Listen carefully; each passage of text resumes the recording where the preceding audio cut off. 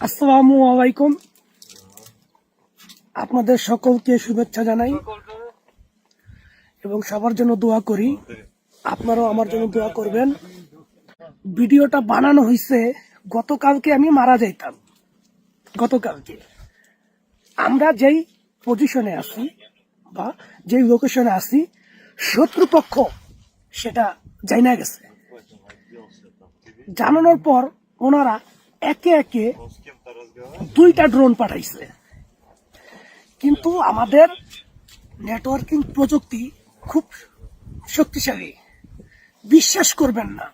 একেবারে আপনাদেরকে আমি জবান দিয়ে বলতেছি যে ঠিক আমাদের মাথার উপর আসছে।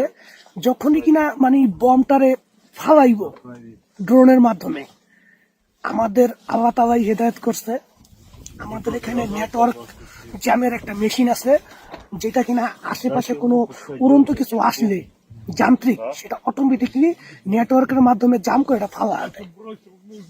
সেটাকে আমরা ফালা দিছি এবং ফালায় দেওয়ার পরে এক বন্ধু আসছে আর কি, গ্যানেট দেখা গ্যানেট। ওকে, তারপর সেটাকে ফালা দিছি।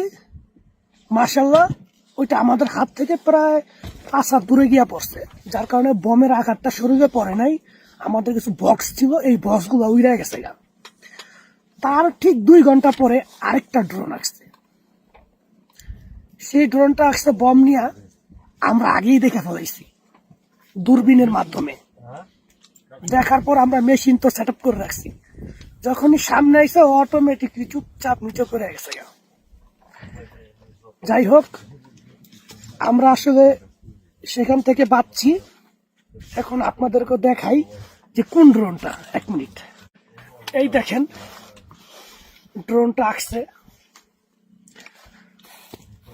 মারাত্মক যেই বমটা নিয়ে আসছে, সেই বমটা এই যে 4টা পাখা, এই যে একটা, এই যে একটা, এই যে একটার সাথে কি থাকে, একটা খাপ থাকে। এর আগে আপনাদেরকে ভিডিওতে আমি দেখাইছি। তখন আর কি এই খাপটা অটোমেটিকলি খুললেই বমটা ওই বরাবর পড়ে।